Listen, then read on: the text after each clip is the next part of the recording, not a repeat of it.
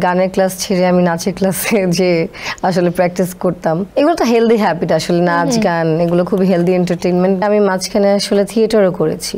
আমি fashion direction এবং styling এও কাজ করি, এখনো এনজয় করি অ্যাক্টিংটা, তার জন্য এখনো করে যাচ্ছি। এই চরিত্রগুলো প্লে করে সেগুলো আমাদের মধ্যেই গেঁথে যায়, ভালোবেসেই কাজগুলো করি। বাংলাদেশে তুমি কিন্তু একজন তালিকাভুক্ত নৃত্যশিল্পী, আমরা সেটা জানি। এটা একটু জানতে চাই আমরা, আসলে নাচের সাথে কিভাবে যুক্ত হওয়া? নাচের জার্নিটা আসলে আমার থেকে বেশি ক্রেডিট আমার মায়ের, কারণ ছোটবেলা থেকে আম্মু গান, নাচ, তারপরে আর্ট সবগুলো ক্লাসে আমাকে পাঠাতো। তবে আমি গানের ক্লাস ছেড়ে আমি নাচের ক্লাসে যে আসলে প্র্যাকটিস করতাম, কারণ আমার হয়তো আমি আড়াই বছরের একটা বাচ্চা কি বুঝে, তখন থেকে তখন থেকে আমি নাচের সাথে যুক্ত। সো ওইটা আসলে আম্মুই বেশি আমার থেকে নার্চার করেছে আমি বলবো।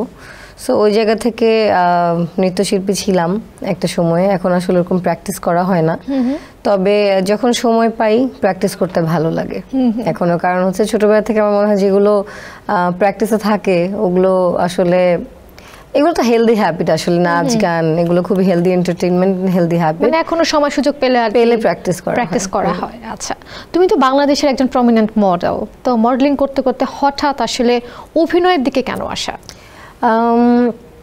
আমি ছোটবেলা থেকে নৃত্যশিল্পী ছিলাম, তারপরে আমি মডেলিং শুরু করি। সো ওখান থেকে আমি মাঝখানে আসলে থিয়েটারও করেছি। সো আমার এক্সট্রা কারিকুলাম অ্যাক্টিভিটিস বা সাংস্কৃতিক জায়গাগুলোতে আমি সবসময় জড়িত ছিলাম, এবং ছোটবেলা থেকে আসলে অভিনয়ের জায়গাটা ইচ্ছা ছিল, কারণ আমার মনে হতো যে আমি অভিনয়টাকে খুব এনজয় করব। এভরিডে চ্যালেঞ্জ নেওয়া, নতুন নতুন ক্যারেক্টার প্লে করা, এগুলো আমাকে খুব টানে। সো আমি ছোটবেলা থেকেই জানতাম যে আমি অ্যাক্টিং করব, তবে আমি হুট করে অ্যাক্টিংই শুরু করতে চাইনি।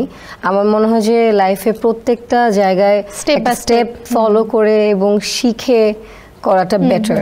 সো আমিও ওইভাবেই আস্তে আস্তে আমি 2011 থেকে মডেলিং শুরু করেছি, অ্যান্ড আমি ফ্যাশন ডিরেকশন এবং স্টাইলিংয়েও কাজ করি এখনও। আমি মডেলিং করাই, ফটোশ্যুটস নামাই। সো ওই জায়গা থেকে আমার মনে হয় মডেলিং ইন্ডাস্ট্রিকে যখন আমার আর দেওয়ার আসলে ওরকম কিছু ছিল না, বা তার থেকে মানে আমি যা পারি আমি অলরেডি পারি। এখন আমাকে যদি আমাকে ক্যামেরার সামনে ফটোশ্যুট করতে দাঁড়া করানো হয়, তাহলে দেখা যাবে যে আমি হয়তো ইভলভ হব, বাট ইভলভ করতে পারবো বা নতুন নতুনভাবে একটা কাজ প্রেজেন্ট করতে পারবো।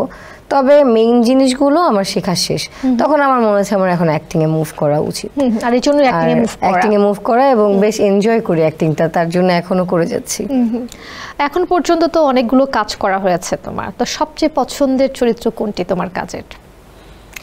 আসলে চরিত্রটা তো আসলে আমরা যেই চরিত্রগুলো প্লে করি সেগুলো আমাদের মধ্যেই গেঁথে যায়, এবং ভালোবেসেই কাজগুলো করি। সো ওরকমভাবে বলাটা টাফ, তবে আমি আয়েশা চরিত্রটা আসলে যেহেতু আমার ফার্স্ট টাইম অ্যাক্টিং, এন্ড আমি আমার হার্ট অ্যান্ড সোল দিয়ে আমি চরিত্রটা হয়ে দীর্ঘদিন আমি অলমোস্ট 9 মাসের জার্নি। সো এত টাইম আসলে আমি বলবো আমি ব্লেসড যে একটা প্রোডাকশনে আমি এরকম টাইম পেয়েছিলাম একটা ক্যারেক্টার হয়ে ওঠার। ওই জার্নিটা আমার কাছে অলওয়েজ স্পেশাল, অ্যান্ড আয়েশাও এর জন্য হয়তো আমার সবচেয়ে বেশি ফেভারিট। সেন্সেশন ক্লাসিক স্ট্রবেরি ও কফি ভ্যারিয়েন্টে